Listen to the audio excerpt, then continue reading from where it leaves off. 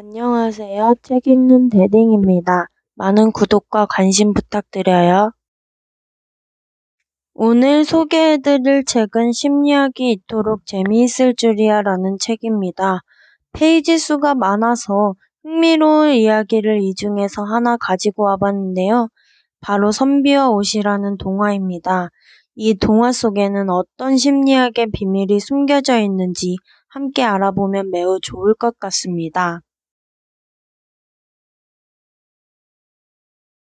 현재 그리고 있는 이 그림은 책의 겉표지를 제 식대로 그려본 것인데요.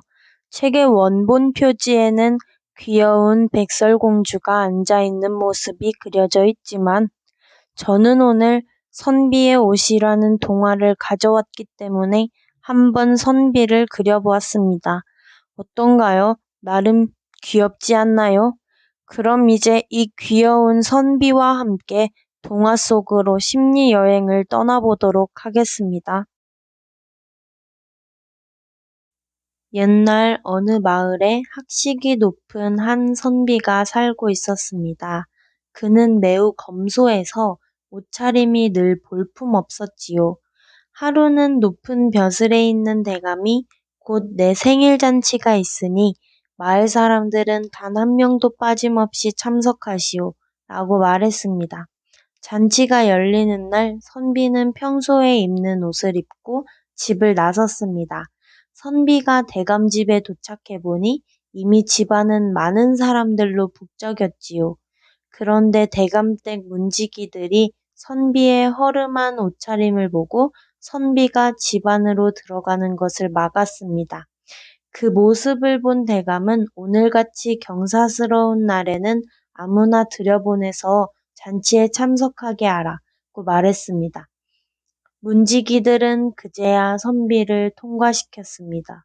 겨우 안으로 들어온 선비는 시종이 안내한 구석에 자리를 잡았습니다. 시종은 술과 안주를 차린 조그만 상을 선비에게 내주고 빨리 먹고 나가라고 했습니다. 술상을 받은 선비는 그래도 누군가 같이 먹을 사람이 없는지 주위를 둘러보았습니다. 하지만 아무도 선비에게 눈길을 주지 않았습니다.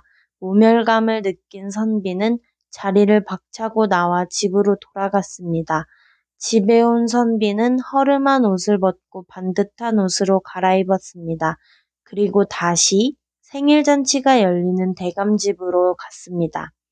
그런데 문지기가 이번에는 선비를 보고 공손하게 인사했습니다. 그들이 문전박대했던 선비인 줄 몰라본 것이지요. 선비가 집 안으로 들어서자 아까 그 시종이 달려와 선비를 좋은 자리로 안내했습니다. 시종 역시 아까 그 선비인 줄 몰라본 것이었습니다. 선비가 좋은 자리에 앉으니 조금 전에는 아는 체도 안 했던 사람들이 선비에게 술을 권했습니다. 술을 받은 선비는 자신의 옷에 술을 부으며 이렇게 말했답니다. 오사, 이 술을 받거라. 이 술은 내가 아닌 너에게 주는 것이니. 이 동화는 옷차림으로 사람을 판단하는 세태를 풍자하고 있다. 하지만 옷이 날개다라는 말이 있듯이 옷은 생각보다 우리에게 많은 영향을 끼친다. 가령 아주 잘 차려입은 노신사가 한적한 공원 벤치에 앉아있다고 상상해보자. 아마 별다른 생각이 들지 않을 것이다. 그런데 이 노인이 후줄근한 옷을 입고 앉아있다면 어떨까? 우리는 노인에게 측은한 감정을 느끼며 독거노인에게 애정과 관심을 가져야 한다고 생각할지도 모른다. 이처럼 우리는 사람의 옷차림을 보고 그 사람을 판단하는 경향이 있다. 왜냐하면 옷에 대한 우리의 고정관념과 편견이 작용하기 때문이다. 동화에서 문지기는 허름한 옷을 입은 사람은 별 볼 일 없는 사람이야 라는 고정관념과 편견 때문에 선비를 내쫓으려 했다. 우리는 이런 문지기를 보며 야박하다고 말하지만 사실 많은 사람들이 문지기 같은 행동을 하고 있다. 심리학자 존 몰로이는 옷에 대한 고정관념이 어떻게 작용하는지 보여주는 실험 하나를 했다.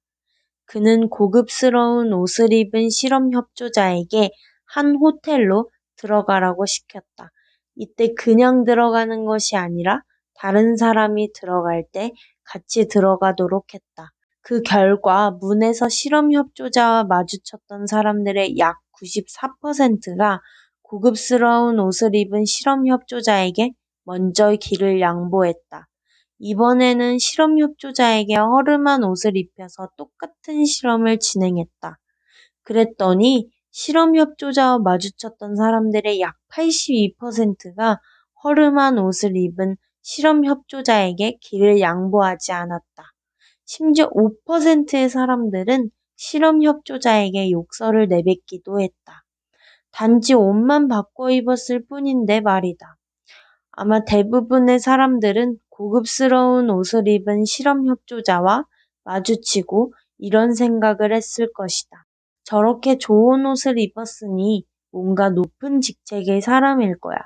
그런 사람에게 좋은 인상을 심어줘서 나쁠 거 없지. 그런데 허름한 옷을 입은 실험 협조자와 마주쳤을 때는 이런 생각이 들었을 것이다. 뭐 이런 나부랭이가. 옷차림에 관한 고정관념의 또 다른 예로 사회심리학자 밀그램의 실험을 들 수 있다. 그는 실험 협조자에게 작업복과 정장을 한 번씩 입혀 무단횡단을 하게 했다. 그랬더니 실험 협조자가 작업복을 입었을 때보다 정장을 입었을 때 더 많은 사람들이 실험 협조자를 따라서 무단횡단을 했다. 좋은 옷을 입어야 좋은 대접을 받을 수 있다면 우리는 늘 비싸고 질 좋은 옷만 입어야 할까? 정말 그렇다면 빚을 내서라도 고급스러운 옷을 사야 할 것이다. 하지만 밀그램의 후속 실험 결과 옷이 비싼지 싼지는 크게 중요하지 않은 것으로 드러났다. 정말 중요한 것은 옷의 가격이나 질이 아니라 얼마나 깔끔하게 입었는가였다. 참고로 옷차림에서 중요한 것은 TPO다. TPO란 옷을 입을 때 시간, 장소, 상황을 고려하는 것을 말한다. 사실 동화 속 선비도 커다란 생일잔치에 초대를 받았으면 그에 걸맞게 처음부터 깔끔한 옷을 선택했어야 한다. 이러한 고정관념과 편견은 사실 옷뿐만 아니라 인종, 성별, 종교, 직위, 지역, 국가 등에 대해서도 광범위하게 일어난다. 예를 들어 특정 지역민을 판단하거나 혈액형을 예측하는 것부터 공무원은 꽉 막혔다. 마른 사람은 깐깐하다. 서울 사람은 깍쟁이다. 등 수도 없이 많다. 이러한 고정관념과 편견은 어렸을 때부터 환경적, 교육적 요인에 의해 형성된 것일 가능성이 크기 때문에 이를 완전히 없애기는 불가능하다. 예를 들어 중국인들이 먹는 거미, 진해로 만든 튀김이 사실은 고단백이며 아주 영양가가 높다는 과학적 근거를 대면 당신은 먹겠는가? 아마 쉽지 않을 것이다. 그러면 이러한 고정관념과 편견은 도대체 왜 만들어지는 걸까? 이에 대해서는 5가지 이유를 들 수 있다.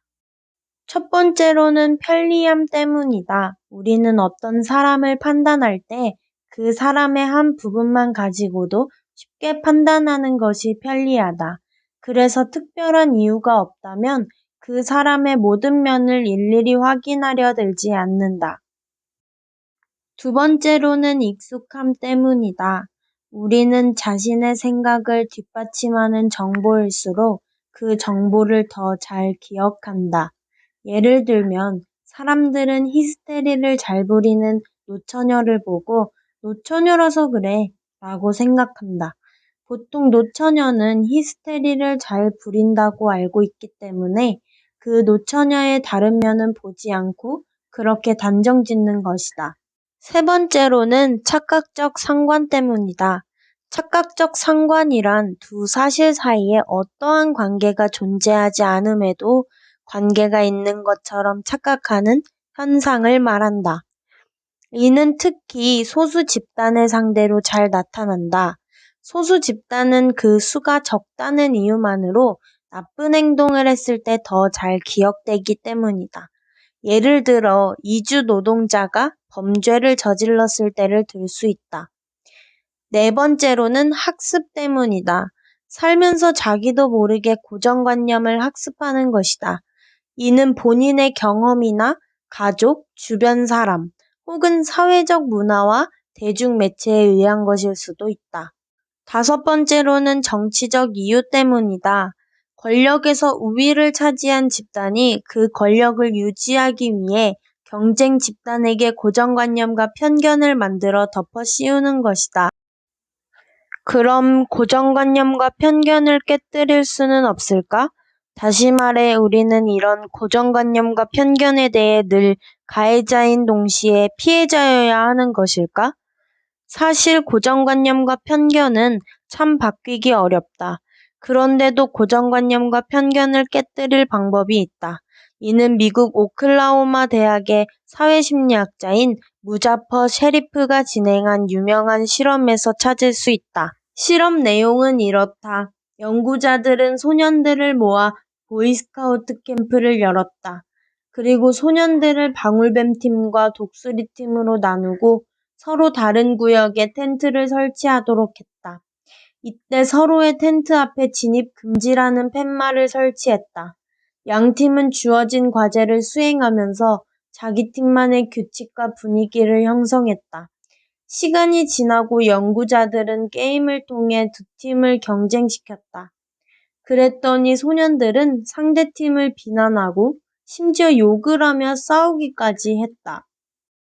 연구자들은 두 팀을 화해시키기 위해 접촉 가설을 바탕으로 서로 자주 만날 기회를 주었다. 접촉 가설이란 자주 만날수록 서로에 대한 호감이 증가하는 것을 말한다. 그래서 다 같이 식사하기, 함께 영화 보기 등을 진행했지만 두 팀의 사이는 전혀 좋아지지 않았다. 연구자들은 고민 끝에 다른 방법을 생각해냈다. 바로 모두가 힘을 모아야지만 문제를 해결할 수 있는 협동 과제를 준 것이다. 가령 영화관에 가기 위해 함께 돈을 벌거나 사고로 흙 구덩이에 빠진 트럭을 함께 끌어올리는 것 등이었다. 그랬더니 양 팀의 갈등이 점점 누그러졌다. 이 실험 내용이 실생활에 적용된 예로 체육대회나 올림픽을 들 수 있다. 2002년 월드컵 때를 한번 생각해보자. 당시 우리나라 사람들은 모르는 사람을 길거리에 얼싸안고 대한민국 축구팀의 사상 첫 4강 진출을 함께 자축했다. 그 사람들 중에는 나와 정치적으로 반대편인 사람들도 있었고 다른 가치를 지향하는 사람들도 있었다. 즉, 고정관념과 편견을 해소하려면 단순히 자주 만나는 것보다 하나의 목표를 달성하기 위해 함께 협동하는 것이 더 효과적이다. 물론 이는 협동 과제를 성공적으로 수행했을 때만 가능하다. 협동 과제에 실패하면 서로에게 책임을 떠넘기며 갈등의 골이 더 깊어질 수도 있다. 세상에 고정관념과 편견을 갖고 있지 않는 사람은 없다. 그런데 이 고정관념과 편견은 우리의 기대에 매우 강력하게 영향을 미친다. 가령 고졸은 능력이 없어 라는 생각이 사회적으로 만연해 있다면 고등학교만 졸업한 사람들은 일자리를 구하기 어려워진다. 그럼 결과적으로 고졸은 직장을 얻지 못하고 이는 다시 고졸은 능력이 없어 라는 생각을 강화시키게 된다. 이러한 악순환을 끊어내기 위해서라도 고정관념과 편견이 차별로 이어지지 않도록 노력해야 할 것이다. 들어주셔서 감사합니다. 많은 관심과 구독은 저희에게 큰 힘이 됩니다. 그럼 다음 영상에서 만나요.